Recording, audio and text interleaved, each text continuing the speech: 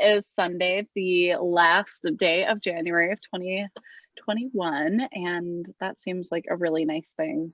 One more month closer to summer for those of us stuck in the winter. Some of us like snow, but raise your hand if you like the snow. Yeah, a couple of us, not many.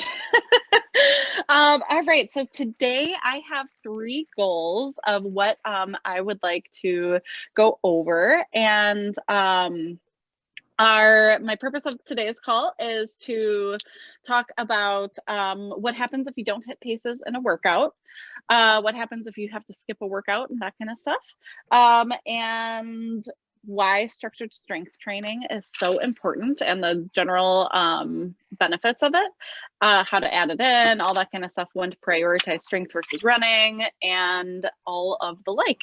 And then our form that we're going to go over today is a bent over row. So that is in our strength A. So we are going to jump right in. So what happens when you don't hit if you're doing a workout, or whether it's your long run that has some race pace in there, whether it's a speed workout, all of those kind of things, if you don't hit paces that day, that is okay. Especially if you did your time trial on a treadmill, for example, and you're running outside, you might notice some differences there. You might also notice some differences if you did your time trial in wonderful weather and somehow the weather isn't so wonderful.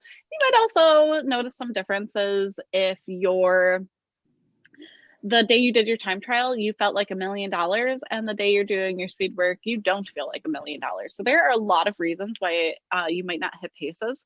The other thing is your body just might not be ready, might not be used to those speeds yet. So it might take a little bit of time for you to get ready for that speed. So I like to think of speed work as, I heard this term a couple of years ago at a coaching seminar, and it was called IIP. So IIP stands for introduce, improve, and then perfect. So think of the first time you do that speed workout as an introduction. So I'm not going to be expecting you to like perfect that workout the first time you do it, but more as an introduction of it. So you're going to introduce those speeds to your body. You're going to introduce those speeds to your brain also. So kind of figuring out how you're feeling mentally about that workout. And then also how to just get to those paces, how those paces feel. Then in the future, when you do that workout again, the goal is to be increasing and improving how that workout went the next time. So first time was introduce, next time is improve, and then the third time you do it, or the 5th time you do it, the goal is to perfect.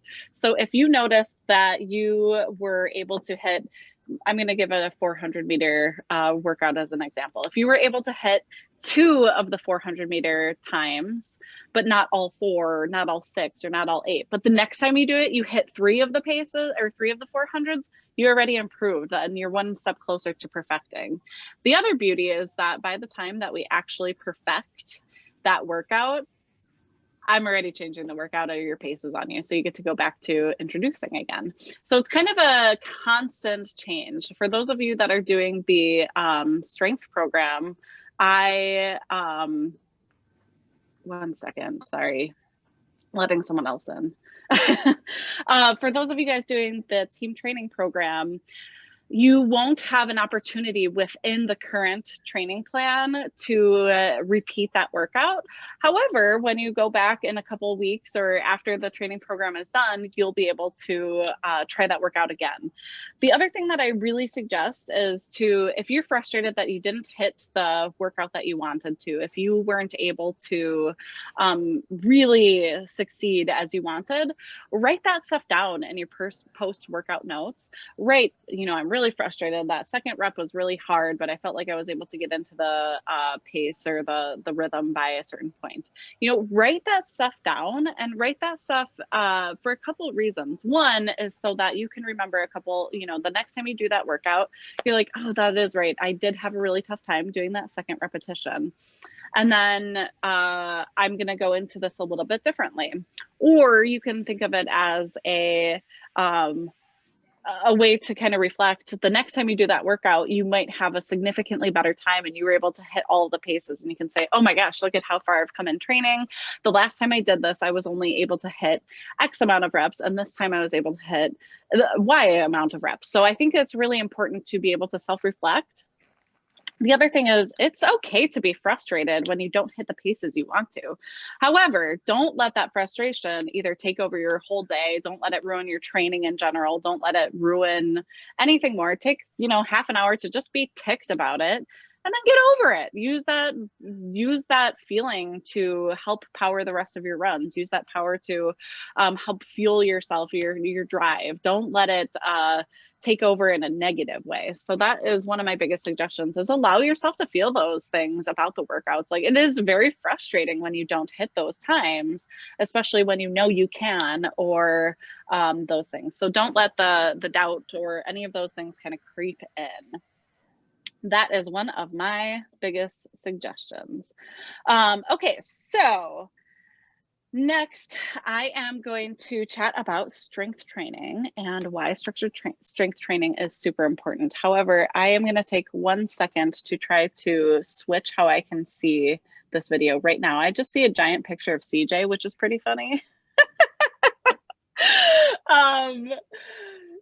So I love seeing you, CJ, but I don't think you want your recorded face for the whole duration of the video. So 1 second, please. Let's see. Last week I didn't have this issue. Hate when this happens. I can just put Maisie up here so you don't see me. Oh, please. See Maisie? I mean, you could just do that anyway. All right, next, this is really, technology is so wonderful when it freaking works.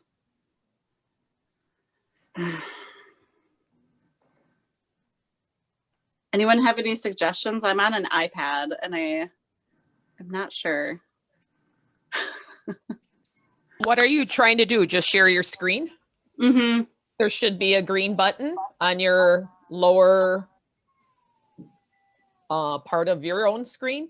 Oh yeah, I see it. Yes, thank you, Mary. Okay.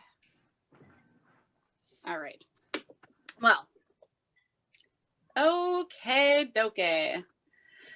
I'm not trying to, sorry, I was not trying to share my screen, but I was trying to change the view of it. Okay, so next we're going to talk, sorry about that.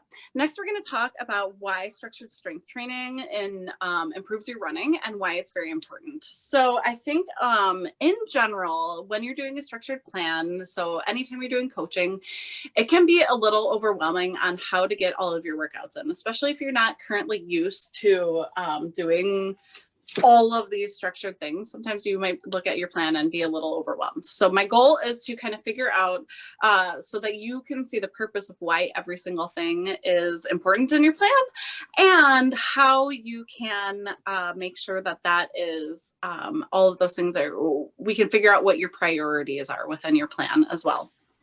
So first, I'm going to tell you why strength training is important in general.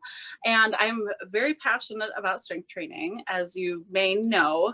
And strength training is actually one of my main backgrounds. So I have my strength and conditioning specialist certification after college. And so you need a college degree to get that. It's pretty tough to get. Not a brag, just a I guess that is a little bit of a brag, but more so to tell you, like, I really am passionate about strength training and how much strength training can help the general population, as well as how much it can really help our running. I've really always found that the stronger runner I was because of how much strength training I was doing, especially like a couple of years ago before I had kids, the injury-free and everything like that. So in general, strength training is super important for increasing your bone mineral density. So making sure that you have stronger bones. How that relates with running is anyone who's ever had a stress fracture, that is little micro tears in your bones, and strength training is going to directly fight that. Another general reason why strength training is really important is it's going to increase your muscle tone. So while that is great for like our beach bodies, it's actually more important because our muscle tone will decrease naturally with age, but doing strength training can help reverse this trend. So we're not going to actually reverse the decrease in the muscle tone, but we're going to decrease the amount of how much that can decrease of muscle tone. Of course, we're going to increase strength. So being able to do daily, normal daily functions, normal daily activities, everything like that will be easier if you have a stronger body. We're going to decrease our injuries, like I mentioned, with stress fractures and everything like that. But the other thing too is by doing your strength training, you will be less likely to fall victim to simple injuries such as like your back going out, or we were watching a show last night and the main character like threw out his back because he sneezed. Like, we're going to be less likely to do that because if you're doing your strength training and everything, that will help prevent that. Another way is it's going to increase your joint flexibility.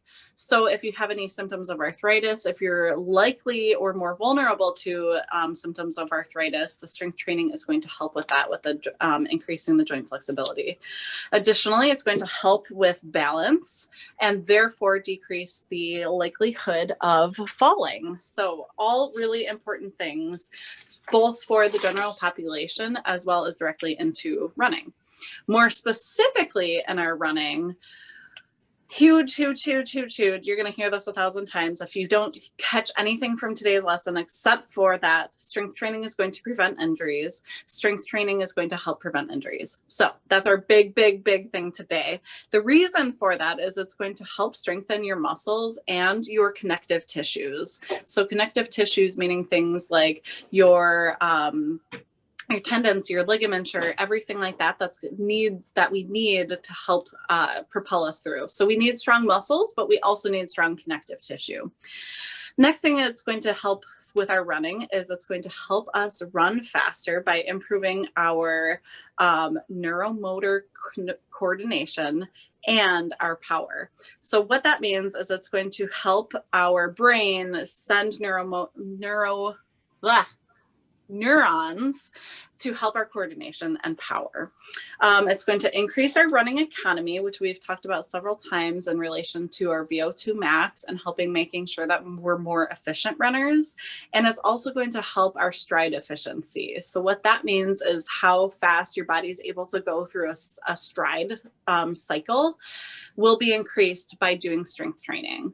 It is very direct correlation between the two. So even if you're not necessarily doing a strength workout that you would think is going to directly benefit your run, meaning that it's not an exact motion you would use within running, it's still helping the motor neurons that are going to get to those musculature. And then, like I said, we're going to increase our VO2 max and therefore increase our speed, because your muscles don't have to work as hard to hit a certain pace because we've hit a better muscle efficiency. We're also through that, you're going to increase your fatigue resistant muscle fibers, meaning that your muscles aren't going to get as tired hitting the same paces and you're less likely, or you're not exerting as much energy and force while hitting the same paces.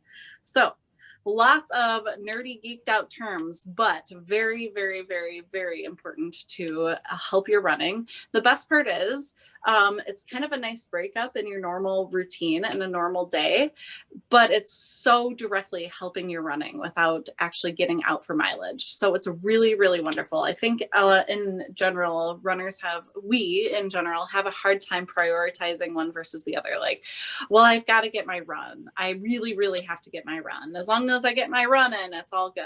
And yes, I do agree with that, but figuring out the balance between getting your run in and getting strength is really important. So setting some time to prioritize the two. Also, you can do both of those. They don't have to be right in a row. I think I mentioned in a call a couple of weeks ago when someone asked what order to do your strength training versus your run. In general, it is recommended that you do your strength training beforehand. However, because our purpose for this for your training is focused on running, and that is our main goal and cycle, we are going to do running first, followed by your strength training. The reason why it's recommended to do your strength first for the general population is because you are going to increase your power a little bit more by doing that strength training first. However, it won't negatively impact your running to do the strength before. However, you will be working significantly harder during your run, and none of us want that. So that is why we are going to do our run first, followed by the strength. I'm going to finish that thought. So run first, then your strength.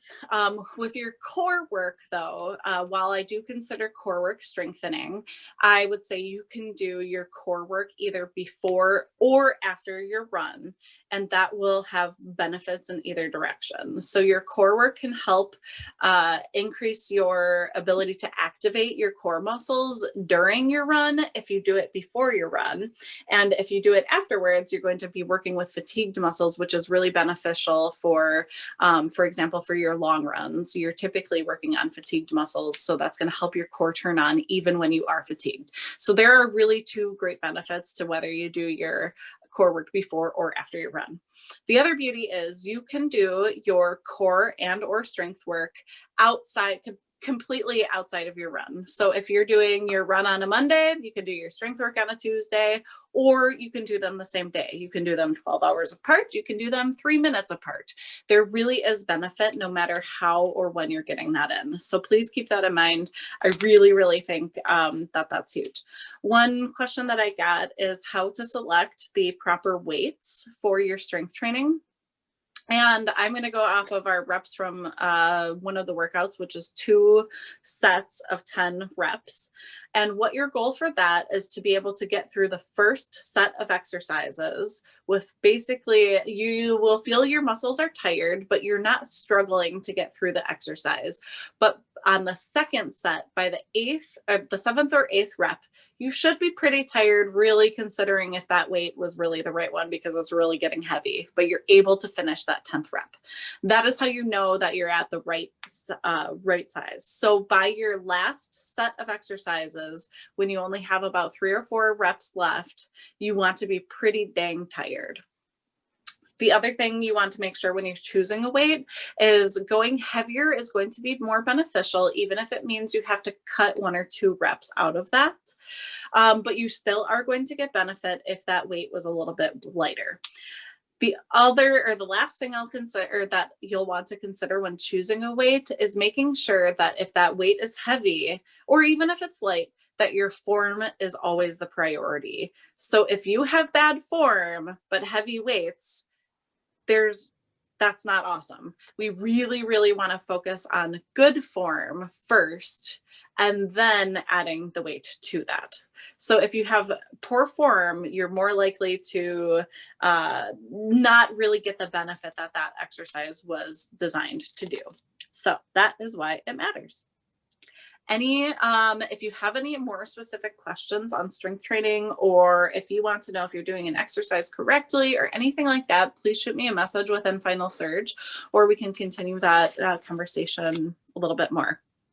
I did want to add that if you notice, a lot of our strength work right now is mostly upper body. There is a reason and a purpose for that. There is a little bit of legs and some of the stuff in the core A, or in the strength A and B, but not very much. And the reason for that is because as people are adding strength training adding a ton of speed work into their plan. And for most of us in Wisconsin in winter who are really fighting running outside in the snow, our legs are taking quite a beating right now. So we are fighting the snow, we're fighting speed work, adding mileage, all different sorts of stuff. So we want to be mindful of that and on how many things we can tax our legs.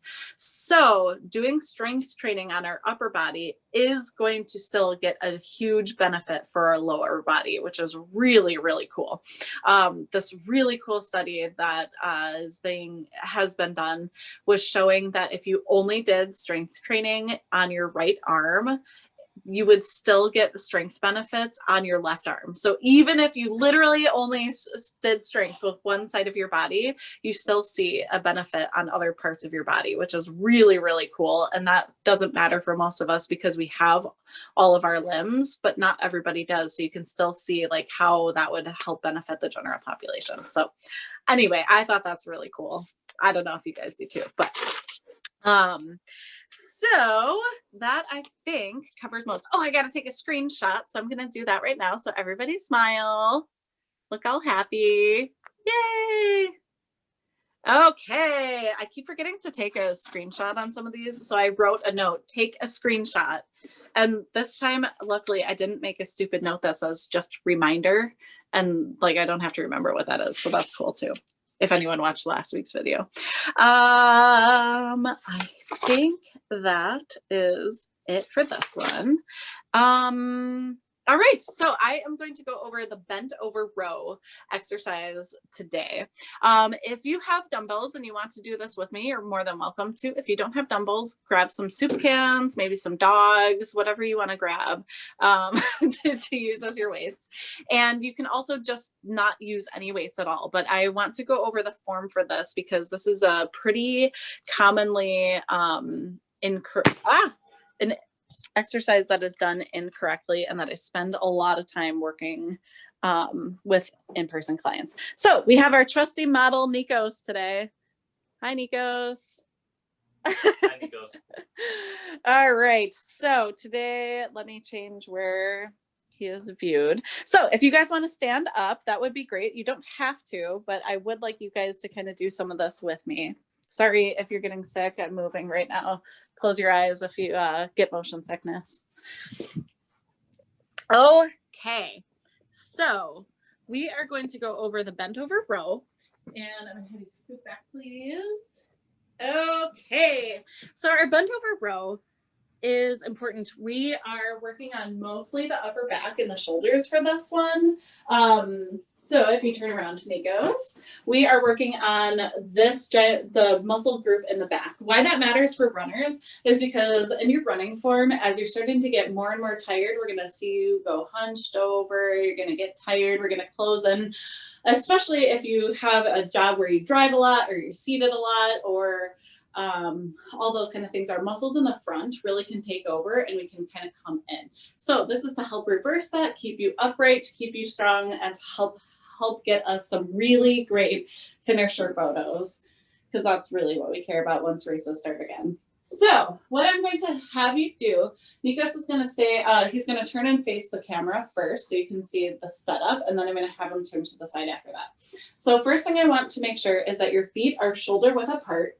Most of you guys are going to go into too wide of a stance, so I want a little bit more narrow, so directly underneath your hips. This is a really great time when taking a picture of your exercises will really help you, and then you can actually see like where your feet are in relation. So you should be able to draw a line from where your foot is to where your hip bone is. And that should be a straight parallel or a perpendicular line to the ground. Okay, so feet are shoulder width apart. Both feet are facing forward, meaning that our feet are not ducked out or pigeon-toed or anything. So they're nice and straight. Next thing you're gonna do is a nice slight bend in your knees just to kind of take some pressure off your back. And then now I'm going to have you turn to the side, Nikos. And so you've got a slight bend in your knees. Good. And then next thing, this is probably the most important part, is you're going to do a hinge at your hips. So nothing in Nikos's lower body moved in terms of form. It was literally like there's a hinge at his hips. Now you're going to go down as far as you're comfortable and able to go without feeling any strain in your low back. All right. So I'm going to have everybody stand back up again. We're going to go through that one more time. So your feet are shoulder width apart. Your feet are facing forward. You have a slight bend in your knees. And now we are going to hinge at your hips. Yep. Next thing we're going to do is your head is important in this to make sure that we're not straining your neck. So what I suggest is looking about 6 feet ahead of you. So your eyes are forward, looking at that. You're not looking down, but you're also not looking too far up. So whatever is a comfortable neck position, you kind of want it to be neutral. Okay, I'm going to have you stand up one more time, kind of shake that all out. My goal is to have you guys do this as many times as possible so that you can really get that muscle memory. So when you're doing this one. Okay, so feet are planted, shoulder width apart, both feet facing forward, slight bend in your knees. And we're going to hinge forward at your hips. The next thing you're going to do is your palms are going to be facing towards each other. And that you're going to slowly bring your shoulder or your elbows squeezing up at your shoulder blades. Now, I'm going to have Nikos pause up here at the top, but you don't have to. So what my goal is your elbows are going to skim the sides of your body. So right at the sides of your abs, basically. And go ahead and relax, Nikos. And the thing that's most important on this is where you're feeling this should be your upper back and shoulder blades right here. So you're gonna, as you're coming up again, go ahead and come up for a rep. And you're gonna pretend there's a pencil on your spine and you're trying to hold that pencil there with your muscle burn. Okay, go ahead and release down and one more back up. Go ahead up and good. Okay, I'm gonna have you guys kind of shake out, stand up again. Now, if you are doing this one without weights, you should actually still be able to activate your back muscles with this. You should be able to kind of pretend that there's a pencil there and that you're able to squeeze that pencil in. So regardless of having weights or not weights, but weights are even better because that's gonna help. Okay, so we're gonna go through that one more time. So we have a slight bend in your knees. We're gonna hinge forward at the hips.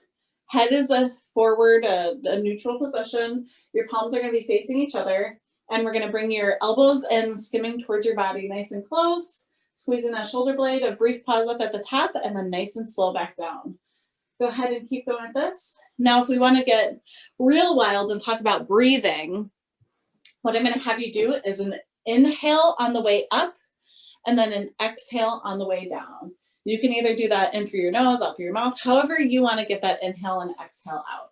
So inhale on the way up, exhale on the way out. That's going to help oxygenate all the muscles, get that all firing. If you're getting lightheaded from too heavy of breaths, just breathe normally. We'll use our common sense with that too. And good. You can relax on that. Now, there are other ways to do bent over rows. So that is just the common one that my intention for when I made the strength plan that we're going to do. That's going to directly help our shoulder blades out. There are different ways that you can do rows. You can do wide rows, all different sorts of things. I'm sure you've seen plenty of other strength plans that have renegade rows or any types of stuff. But for the purpose of the strength plan that we have, that is the type of row that I would like to see done. Does anyone have any? I'm going to pause or I'm going to stop recording this at this point.